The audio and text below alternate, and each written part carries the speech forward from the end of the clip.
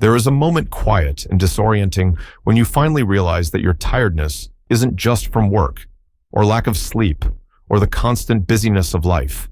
It's something older, heavier, a weariness of the soul. You've been carrying it for so long that you stop noticing the weight. You wake up every day and wear it like skin, so familiar that it feels like you.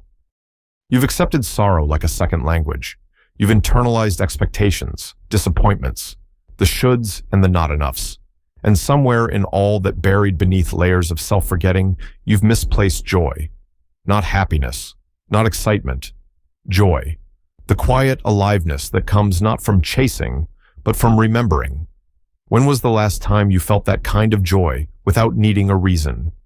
Maybe it faded slowly. You told yourself to be strong, to grow up, to be realistic. You hardened a little every time something broke your spirit, and the armor grew until you didn't notice the weight of it anymore. That's the trick of the psyche. It will protect you from pain by numbing everything, even the good. Carl Jung once hinted at this paradox that what you resist not only persists, it grows in complexity. What if your mind has wired itself to resist joy because it once came at a cost? What if joy was followed by betrayal, love by abandonment, innocence by shame over time? Your inner world learned a rule: feeling good isn't safe. So now, even when peace approaches, you flinch. But there's another truth: what the mind once learned, it can unlearn. And deeper still, what the soul once buried, it can remember. Rewiring your mind begins with the courage to admit that maybe you're still grieving things you never named, that maybe you adapted too well to pain. And in that adaptation, you forgot how to feel alive. You start by noticing, not fixing, just noticing. Notice how your body tenses when someone praises you. Notice the silence in your mind when someone asks what you want. Notice the way your chest constricts when you imagine joy, as if even the idea of it is dangerous. That is your unconscious speaking. And it speaks not in words, but in tension, in breath, in instinct. Your nervous system learned the world, and now it needs help unlearning it. The first insight here is simple, but not easy. Your suffering is not your fault, but your healing is your responsibility. You are not broken, you are bound, tied in knots of loyalty to your past. And your mind, your beautiful mind, simply did what it thought it must do to protect you. What does it mean to live without the weight? To meet the morning without bracing? To smile without fear of what comes after? If you close your eyes and ask your heart, what would joy feel like if I didn't think I had to earn it? What answer stirs beneath your ribs? Because the truth is, you don't need to add joy to your life. You need to uncover it. It's already there, like a soft light beneath the rubble. And each time you turn inward with kindness, you remove a little of that debris. Each time you choose to feel instead of numb, to breathe instead of brace, to forgive instead of control, you move closer. The journey back to joy is not about chasing a better self. It is about removing the masks you've had to wear, the good one, the strong one, the one who never needs help. Beneath them is the real you, raw, luminous, trembling, and ready. Ready to remember how it feels to laugh without guilt, to rest without apology, to love without armor. So the question becomes, what part of you decided that joy wasn't safe anymore? Let that question live inside you for a while, not to be solved, but to be honored. Because the part of you that gave up joy did so out of love, out of protection. And now, you can thank it and tell it you're ready to come home. Breathe. You walk through life surrounded by mirrors, but you often mistake them for people. Every person you meet, every reaction they stir in you, this is a reflection, an echo of something inside you that you haven't fully faced. Carl Jung called this the shadow, the parts of yourself that were cast out of the light of your identity. Buried not because they were evil, but because they were once unwelcome. The pain of being rejected taught you to reject yourself. So you project. You meet someone and feel irritation that seems disproportionate, or a deep admiration that borders on obsession. You think they are arrogant, or selfish, or weak. But pause. Ask yourself, what part of you is being pointed at? Which fragment is this mirror inviting you to retrieve? You see, the mind is clever. It disowns what it can't make sense of. If you were punished for being loud, you might call others obnoxious while silencing your own voice. If you were ridiculed for being sensitive, you might scoff at emotional people while denying your own tears.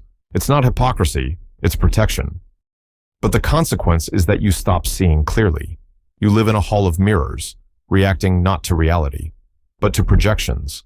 And slowly, joy becomes unreachable, because nothing feels safe to embrace.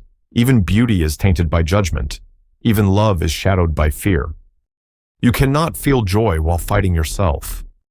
The moment you recognize this, something shifts. You recall that moment with a friend, how their success made you shrink inside. Not because you're jealous, but because you once believed that your light made others turn away. Or you remember how someone's neediness repelled you until you admitted you've been starving for comfort, too ashamed to ask for it. Every judgment, every trigger, every intense reaction is not a verdict about the other, it's a message from within. The world is your teacher, but only if you're willing to learn the lesson behind the irritation. This is the medicine of self-reflection. The mirror doesn't lie, but it also doesn't accuse. It shows you what's there, and what's there isn't something shameful.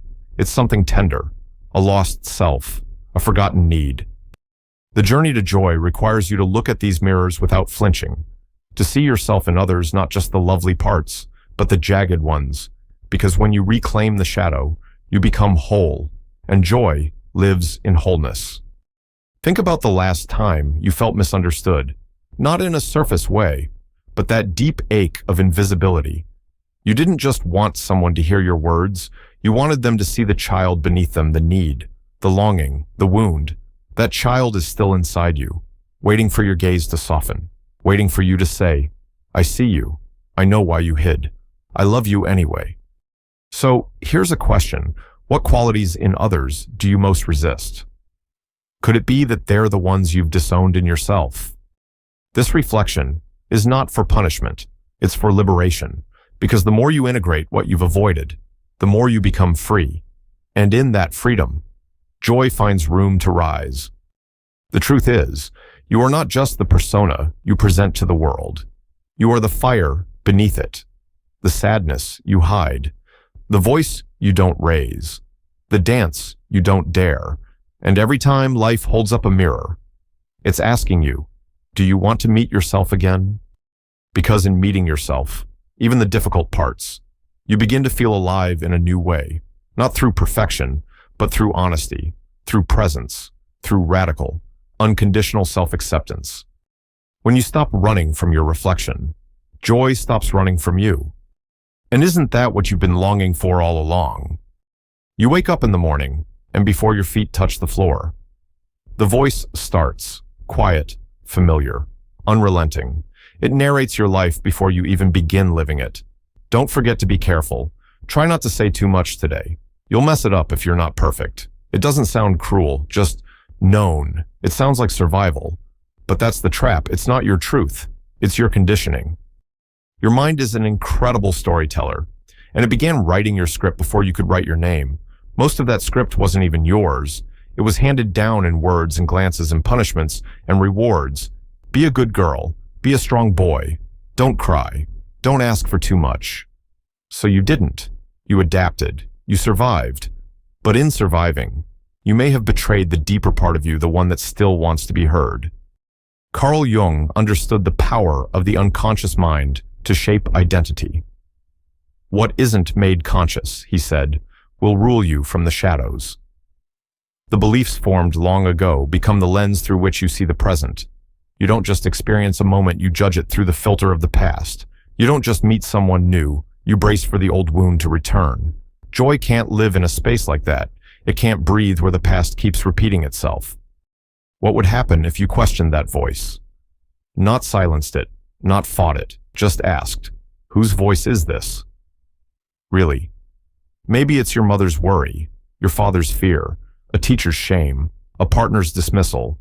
Somewhere along the way, their opinions fused with your sense of self, and now your mind plays their lines like a broken record. But broken records can be replaced. The story can change. not by force, but by presence. You don't need to shout over the old voice. You just need to introduce a new one that says, "You're safe now. You're not too much. You don't have to be perfect to be loved." At first, this new voice will feel like a stranger, but keep speaking it gently until it becomes a friend, until it becomes you. You might remember moments when you almost felt joy, but then pulled back. You smiled, then apologized. You relaxed, then panicked. That wasn't weakness. That was the mind trying to protect you from the very thing you desire, because once upon a time, that thing hurt you. But here's the transformation. You're not that child anymore. You're not powerless. You don't need to please to be safe. You don't need to shrink to belong. You are allowed to speak, to feel, to shine, and the world will not collapse if you do. So ask yourself, what's the oldest story you keep believing? That you're not enough, that you're too much, that love always leaves, that joy can't last. What if those are just echoes, not truths? The old story served you once. It kept you alert, cautious, prepared, but it's outdated now. It was written by someone who didn't know how powerful you'd become, and every time you act from love instead of fear, from presence instead of panic, you rewrite a line. You don't need to have it all figured out. You just need to notice. That's how the mind begins to rewire, not through force, but through attention, through compassion. So the next time the voice whispers, you can't. You can pause and ask, who says, and maybe, just maybe. The answer will no longer come from the past. It will come from you. And that answer will carry the first seed of joy. There is a quieter voice inside you, one that speaks not with urgency, but with knowing, one that doesn't shout over your fears, but waits patiently beneath them. You may not hear it often, because life is loud. The world pulls you outward notifications, obligations, judgments, roles, and somewhere in all that static, your true voice gets lost in the current. But it never leaves you. It's the voice that once whispered dreams to you when you were still unafraid to imagine. The one that cried out as a child when something felt wrong before you had the words to explain why. It's the one that hums when you're alone and peaceful, when you catch your own reflection and remember for a moment that you are more than what you perform. The tragedy is that you learn to distrust it. Carl Jung taught that individuation, the path to becoming whole, isn't about becoming something new. It's about reclaiming what you were before the world taught you to be afraid of yourself. And to do that, you must listen, not to the noise, but to the soul. You might think, but I don't know what my soul sounds like. That's because you've been listening to fear for too long. Fear sounds like pressure, like timelines, like comparisons, like rules etched in stone by people who never really knew you. But your inner voice sounds like clarity, stillness, spaciousness, sometimes even silence. Think of the moments when time disappears, when you're walking under trees, or scribbling thoughts in a notebook, or laughing so freely that you forget to monitor yourself. That's when it speaks loudest, when you're unguarded, when you're not trying. But you've been taught to override it. Maybe that voice said, rest, but you worked instead. It said, this isn't love. But you stayed. It said, something's wrong, but you smiled. And every time you ignored it, you taught yourself that others knew better, that logic should overpower intuition, that fitting in is safer than being real. And so joy faded not because it left, but because you stopped trusting the one part of you that knew how to receive it. But here's the miracle. It only takes one moment of listening to start again. Right now, breathe and ask gently, what do I truly want? Beneath all the noise, don't expect a lightning bolt. Just listen. The voice beneath the noise may not give you an answer, but it will give you a feeling. A soft tug, a quiet ache. That's the compass.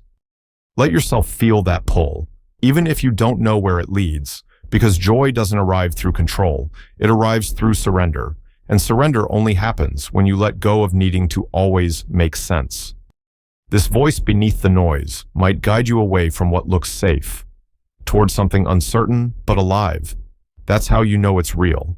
It doesn't coddle your ego, it awakens your soul. It doesn't always tell you what you want to hear, but it always tells you the truth. And truth, no matter how gentle or disruptive, is what creates space for joy, not the fleeting, performative kind, but the steady kind, the kind that comes from alignment. It may take practice to hear this voice again. You may have to sit in silence more often, even if it's uncomfortable. You may have to disappoint others by honoring yourself, but as you do, you'll notice something extraordinary. Your nervous system begins to relax, the grip of performance loosens, the fog of confusion lifts. And in its place is presence. You might find yourself smiling for no reason, crying without shame, feeling without apology. This is not regression, it is rebirth. So ask yourself, when you're no longer trying to impress, convince, or prove, what does your soul long for? The answer won't always come in words. Sometimes it will come as a memory, a scent, a color, a longing you forgot you had. Don't rush it. Just let it rise. Because the voice beneath the noise, that's you, the real you, the one who is always capable of joy. You've just forgotten how to listen. Until now. There are parts of you you've tried to leave behind, emotions you've exiled, thoughts you've labeled too dark, too messy, too unacceptable, and yet they linger. No matter how tightly you close the door, the shadow always finds a way in, not to torment you, but to ask, will you see me now? Carl Jung called the shadow the unconscious aspects of the self, the parts we repress, because they don't align with the image we want to show the world. But repressing them doesn't make them disappear. It just makes them louder in disguise. They appear in your dreams, in your relationships, in your patterns. They speak through anxiety, through shame, through the moments you can't explain why you overreacted or why you couldn't react at all. And they're not bad. They're wounded. Somewhere in your past, you were taught that certain emotions were not welcome. Maybe your anger scared someone, so you swallowed it. Maybe your sadness made others uncomfortable, so you faked a smile. Over time, you didn't just suppress those emotions, you began to believe they were proof that something was wrong with you. So you learned to hide. But hiding is exhausting. It fractures you. It divides your soul. And joy cannot flourish in a house divided. What if you sat with your shadow, not as an enemy, but as a child who was never held? What if you said, I see you, to your jealousy, your bitterness, your guilt, not to indulge them, but to understand them? You may find that what you thought was rage is really grief, that what looked like selfishness is a desperate cry for attention, that behind your numbness is a terrified child who gave up on being soothed. The shadow just wants to be seen. And the act of seeing it without judgment, without fleeing, is a kind of liberation that rewires you on a level no affirmation ever could. You don't need to fix these parts. You need to feel them, to give them breath, to stop exiling them into the unconscious where they grow distorted, because anything you refuse to face within yourself, you will eventually meet in the world through conflict, through projection, through suffering. But once seen, the shadow softens. You may recall a moment when you lashed out at someone, only to feel the sting of shame afterward, not because you're a bad person, but because something inside you wasn't heard. That lashing out wasn't cruelty. It was a symptom of being overwhelmed, of holding too much, of being disconnected from your own tenderness. And when you trace the reaction to its source, something shifts. You realize your shadow isn't a monster, it's a mirror, one that reflects the parts of you still waiting for acceptance. So ask yourself, what feeling do I most avoid? What part of me have I made wrong? Can you let that part speak? Maybe you write it down. Maybe you say it out loud.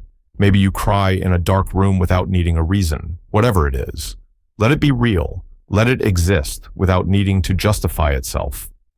Because every time you do that, you open space, you release tension, you welcome yourself home. And slowly, joy begins to creep back in, not as a performance, but as a byproduct of wholeness. You cannot access true joy while rejecting part of your truth, but when you hold both your light and your shadow with compassion, something sacred happens. You become real. And in that realness, joy is no longer a pursuit, it is a presence. You find yourself here again, same feeling, different face, a new relationship, but the same ache, a new opportunity, but the same fear. You think you've grown, and in many ways you have, but the old emotions still surface, familiar as ghosts. They whisper, "See, nothing's really changed," and you wonder, am I moving forward or just walking in circles? This is the nature of unconscious patterns. They don't scream, they loop, and often they masquerade as fate. Carl Jung once said that until you make the unconscious conscious, it will direct your life and you will call it destiny. What you repeat is not proof of failure, but a signal, a message left behind by an earlier version of you, frozen in time, waiting to be seen. Look closer. The pattern always begins with a wound. Maybe it was a moment when you felt abandoned, and now you chase unavailable people. Maybe it was a time you were overlooked, and now you overachieve, endlessly proving your worth. These cycles aren't random, they are echoes. And your soul keeps returning to the scene, not to punish you, but to offer healing. You repeat what hasn't yet been fully felt. And that's where the rewiring begins, not through discipline or avoidance, but through awareness. When you witness the pattern with compassion instead of shame, you interrupt the cycle, you create a pause. And in that pause, something powerful emerges: choice. It's in that choice that freedom is born. But be gentle with yourself. These patterns were your protectors once. They offered certainty in chaos, structure in emotional storm. You needed them, the way a child needs habits to survive. But you are not a child anymore, and your nervous system, though trained for threat, can now learn to recognize safety. That's the quiet work, to notice when you're about to repeat the script, and instead, pause, breathe, ask, is this reaction mine, or is it my past acting through me? One day, you'll catch yourself before you send the text to someone who doesn't deserve your tenderness. You'll sit in discomfort instead of reaching for distraction. You'll feel the rising panic and say, I've been here before, but I don't have to follow it this time. That moment is sacred. That's where the ghost begins to dissolve. Sometimes, the breakthrough is not in doing something new, but in not doing what you always do. It's easy to confuse comfort with truth, but patterns are often comfortable precisely because they're familiar, not because they're right. Joy isn't always found in ease. It's often found in the messy pause between reaction and response, in the vulnerability of trying something different, even if you tremble doing it. You might remember a moment when you almost spoke up but swallowed your words. You told yourself it wasn't the right time, or it didn't matter, but deep down, it did. That feeling, the contraction in your chest, the pit in your stomach, was your body begging you to break the pattern. And when you finally do, even in the smallest way, you'll feel it, a shift, a softening, an opening. That is the nervous system learning joy, not as a burst of ecstasy, but as a gentle returning. So ask yourself, what pattern do I keep mistaking for who I am? You are not the wound. You are the one who can witness it now, who can hold it, who can change the story. And yes, you will slip. That's okay. Slipping is not failure, it's practice. Each time you come back to yourself, each time you notice without collapsing into the old path, you grow stronger. One day, the pattern will rise, and you'll meet it with peace instead of panic. That day, you'll know the ghost has lost its grip. And joy, the real, quiet kind, has found a way in. There's a part of you you've never met. You feel it sometimes, a flicker of unfamiliar emotion, a sudden reaction you didn't expect, a longing that doesn't fit your idea of who you are. It lives just beneath the surface. This stranger within you, not a threat, not a mistake, just a truth you haven't had the language to welcome. Carl Jung called this your inner opposite, the anima if you're masculine, the animus if you're feminine. It's not about gender, it's about balance, integration, the meeting point between reason and emotion, fire and water, mind and instinct. You've likely been living from one dominant side, clinging to what feels safe and explainable. But the unknown inside you, that's where your joy has been waiting. You might resist it at first. You've been taught to value what's familiar, predictable roles, clear definitions, the comfort of identity. But wholeness doesn't grow in rigid boundaries. It grows in curiosity, in surrender, in the willingness to explore what you've been taught to reject. Think about a time when you surprised yourself, when you responded with gentleness instead of anger, or asserted yourself when you'd usually stay quiet. That wasn't you becoming someone else. That was you expanding. That was you allowing the other side of your nature to speak. And it wants to speak more. Your inner opposite often holds the qualities you've been conditioned to suppress. If you've always had to be strong, it carries your softness. If you've been trained to be pleasing, it carries your wildness. If you've clung to logic, it carries your mystery. It is not here to confuse you. It is here to complete you. But befriending the unknown takes trust. It means letting go of control. It means listening without always understanding. And that can feel terrifying to a mind built for certainty. So you begin slowly. You pay attention to dreams, the symbols that rise from the unconscious like smoke. You listen to your body, the tightness, the heat, the cold spots of numbness. You ask, what am I not letting myself feel? What part of me is trying to emerge? You may find that your shadow and your inner opposite are dancing together, that the qualities you judge in others are the very traits your unconscious is trying to offer you. Assertiveness, sensuality, vulnerability, depth. They come disguised as discomfort, and your job is not to suppress them, but to sit with them, to ask them what they need. Joy cannot enter a locked room, but when you open the door to the unknown, even a crack, it slips in like morning light. You may start to feel moments of unfamiliar peace, a kind of warmth with no reason, a tenderness toward your own contradictions. That's the sign. You're no longer just performing a self, you're becoming whole.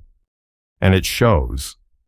You begin to draw people who reflect your growth instead of your wounds. You speak from presence instead of defense. You cry without shame. You laugh without asking for permission.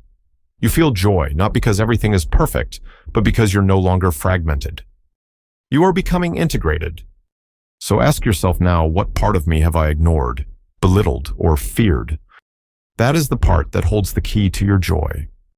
You are not just the identity you've worn all your life. You are also the quiet voice beneath it, asking to be heard, the wildness behind your routines, the softness behind your armor, and when you welcome both, the war within you begins to end. And in that stillness, joy arrives not as a visitor, but as your home. There is a moment fragile, fleeting, powerful that exists between what happens and how you respond. Most people miss it. They rush right past it, pulled by habit, by emotion, by the tug of reaction that feels so urgent, so automatic.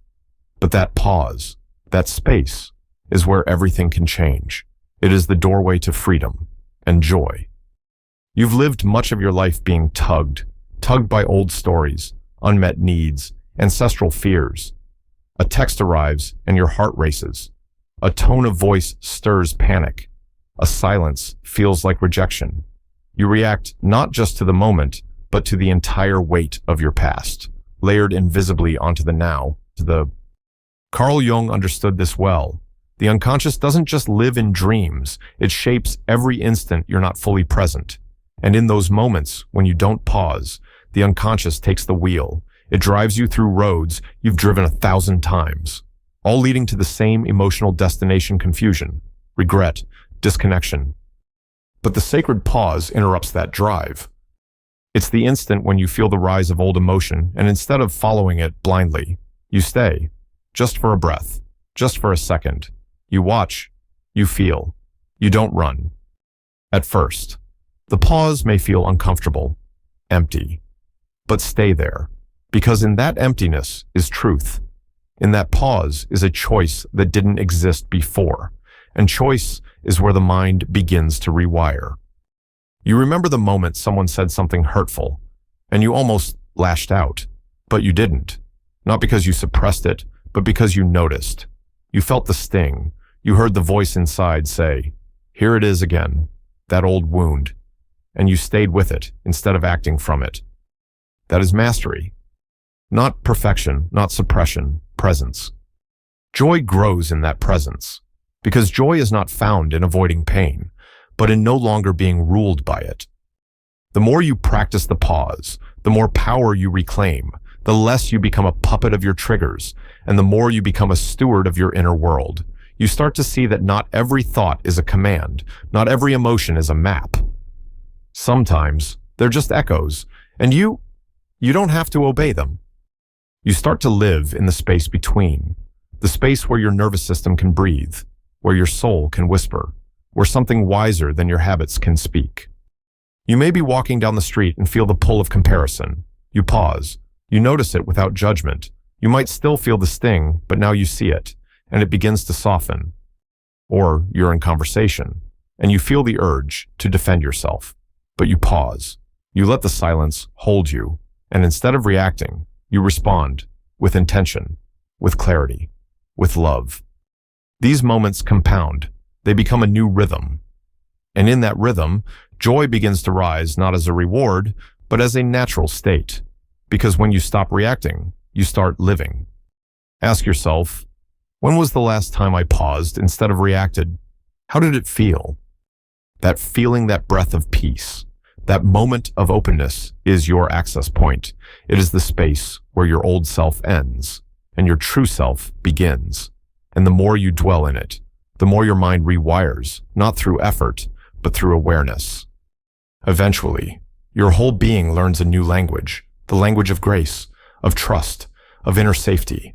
And from that place, you no longer need life to be perfect. You just need it to be real. You've spent so long trying to control your mind, your emotions, your outcomes. But the real power lies in the pause, in the willingness to feel without flinching, in the courage to respond without revenge, in the sacred art of choosing your truth over your trigger. And that, slowly, is how joy returns. Not in loud triumphs, but in quiet revolutions. There comes a time when you stop chasing joy like a destination and begin preparing yourself to receive it like a guest, not one who must be entertained or pleased, but one who enters when the space is open, quiet, welcoming, whole. This is the shift. Joy is not something you earn, it's something you become available for. But to become that version of yourself, the one who can actually feel joy, you must first clear away what blocks it, not by force, but by grace. You must turn inward and ask, am I truly allowing joy, or am I waiting for permission to feel it? You've been conditioned to believe that joy must be justified, that it must follow achievement, approval, or the removal of all pain. So you wait until the list is done, the wound is healed, the past is quiet. But life doesn't work like that. Joy doesn't wait for perfect conditions. It slips through the cracks of ordinary moments. It arrives when you're open, not when you're finished. Carl Jung knew that the path to becoming whole wasn't about escaping pain. It was about integrating it. Because once the pain is seen, honored, and released, what's left is space. Spaciousness is what joy needs. Not certainty, not control, just space. You may recall a moment, seemingly small, when you felt something rise inside you, lightness, warmth, even a smile, and instead of letting it expand, you cut it short. Maybe you told yourself it wouldn't last.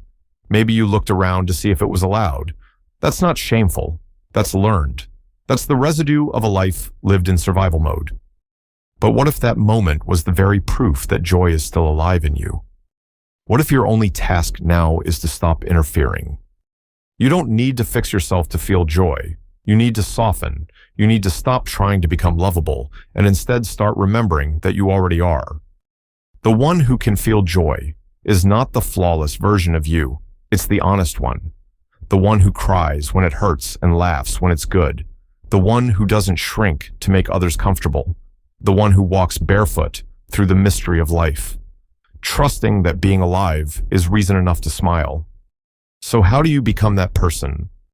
You practice receiving. You stand under the sky and let it be enough. You sip tea slowly and let it be sacred. You listen to a song that moves you, and you don't turn it off just because you don't know why you're crying. You let moments affect you again. You allow tenderness to touch your life like sunlight on skin. And yes, the mind will resist. It will ask, what if this ends? And you will answer, it will. But that's no reason to withhold love now, because the one who can feel joy knows that impermanence is not a threat. It's what makes every joy more beautiful. Eventually, joy becomes less of a peak experience and more of a quiet presence. It walks with you. It colors your words. It makes the ordinary feel holy. Ask yourself, what would it look like if I stopped waiting and let myself feel joy now? Not later, not when you're better, now. It might feel unfamiliar. That's okay. It might feel unsafe. That's okay too. Stay with it. Let it stretch you. Let it show you who you really are when you're not bracing for loss, or scanning for danger, or bargaining for love. You are not meant to live your entire life in anticipation of pain. You are not here only to endure. You are here to feel, to love, to taste, to remember. And joy, real joy, arrives when you stop running, stop proving, stop waiting. It arrives when you choose, again and again, to be the one who can feel it. There's a moment soft and disarming when the striving stops, not because you've given up, but because something deeper has awakened, a knowing, a whisper from the part of you that's been watching all along, the part that was never wounded, never exiled, never broken, the part of you that remembers. You've spent so long trying to fix yourself, trying to become worthy, trying to heal fast enough to feel lovable, but what if you were never broken in the first place? What if everything you labeled as damage was simply the natural response to a world that asked you to be something less than whole? Carl Jung spoke of the self, the deep center within you that holds both light and shadow, both masculine and feminine, both pain and peace. The self does not demand you be perfect. It only asks that you be true. And being true means reclaiming everything you once abandoned in the name of being accepted. You remember now how you silenced your anger to seem kind, how you buried your joy so no one would mock you, how you became invisible so others could shine. These were not failures, they were survival. But survival is not the same as living, and now you are ready to live. To live as you are, not as who they wanted you to be. This is what healing truly means, not to become better, but to become yourself. The patterns you've worked so hard to break were never signs of weakness. They were messages from your unconscious, trying to lead you back to the truth. Every loop, every heartbreak, every inner storm was a breadcrumb on the path to your wholeness. You followed them, and now, here you are, not fixed but found. The version of you who can feel joy is not some distant future self. It's the you who exists when the masks fall away. The you who breathes without bracing, who cries without apology, who loves without armor, who stands still in the truth of your being and says, "This is me, and I am enough." Ask yourself now, what would it feel like to stop trying to be worthy? Just breathe. Let the question sink in. Let it unmake the pressure. Let it soften the rules. Because the love you seek, the joy, the peace, the belonging is already within you, covered, not erased, forgotten, not gone. And when you stop reaching for something outside of yourself, you realize there is nothing missing. There never was. Even your pain has been sacred, even your fear, a guide, even your resistance, a form of care. You were trying to protect something precious, and that precious thing was you. So now you return. You return not with urgency, but with reverence, not to fight, but to feel, not to prove, but to remember. And when you do, you feel it, that warmth, that stillness, that unexpected smile. That's joy.